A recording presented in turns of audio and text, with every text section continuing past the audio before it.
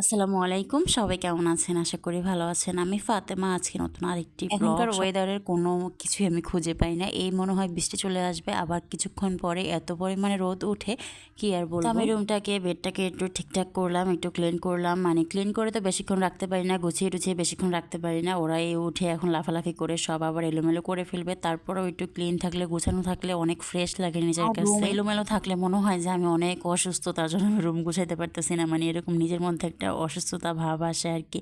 তো যাই হোক, ওদেরকে গোসল করাই দিচ্ছি, ফ্রেশ করাই দিচ্ছি। এখন দুপুরের খাবার আর কি আম্মু রান্না করছে, এখন আমরা সবাই মিলে দুপুরে খাবার খাবো। আজকে না শশা ছিল না বাসায়, তো আম্মু ভাবছিল যে ফ্রিজে শশা আছে, বাট শশা নেই। তো আমি গাজর, তারপর টমেটো আর পেঁয়াজ, কাঁচামরিচ দিয়ে আমি শুকনো মরিচ দিয়ে আমি সালাডটা বানাইতেছিলাম।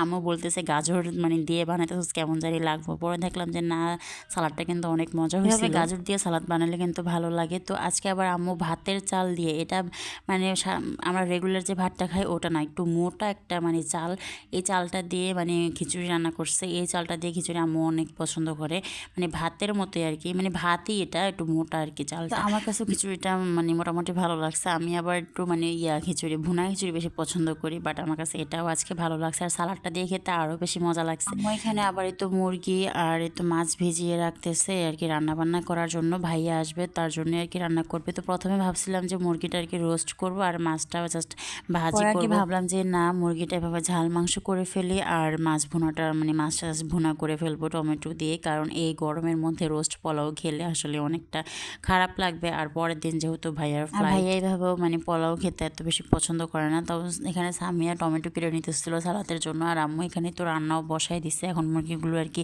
ভেজে নিতেছিল। আমার দুইটা বাচ্চার জন্য ঠিকঠাক মতো একটু ভিডিও করতে পারি না, একটু ভিডিও করতে আসলে ওরা দুজন আর কি লেগে যায়, মানে সারাক্ষণ ওদেরকে চোখে চোখে রাখতে হয়। আমার এখানে রান্না করা হয়ে গেছে, আর এখন আমি বিকালবেলা একটু আয়াত পাখিকে নিয়ে একটু বাহিরে গেলাম। আর এই তো দেখেন ওর হাতে চাবি, মানে ও চাবি নিয়ে হাঁটবে, মানে কি যে একটা অবস্থা করে, বাহিরে গেলে এদিকে ওদিকে চলে যায়। তার জন্য ওকে নিয়ে বেশি এটা বাইর হতে চাই না, তারপরও মানে বের হতে হয়, একদম বাধ্য হয়ে বের হতে হয় আমার। মানে আমি তো না পারতে বের হই না, কারণ বাইরে গেলে ওর সাথে মানে অনেক কথা বলতে হয়, মানে অনেক ডাকাডাকি করতে হয় ওকে। তো বিকালবেলা ভাবছিলাম একটু গাছে পানি দিব, বাট গাছে পানি দিতে পারি না, ছাদে অনেক রোদ ছিল।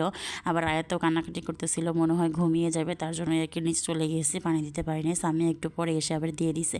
তো নিচে আসার পরেই তো ও এখানে ঘুমায় গেছে, মানে সন্ধ্যা হলে ওনার ঘুম আসে, আর সারা দুপুর সারাদিন উনি দুষ্টামি করতে থাকে। সারাদিন যেরকম গরম পড়ছে, কিন্তু সন্ধ্যার পরে যেন একটা ঠান্ডা একটা বাতাস আসতেছিল, আর ভালোও লাগতেছিল, ঠান্ডা ঠান্ডা লাগতেছিল।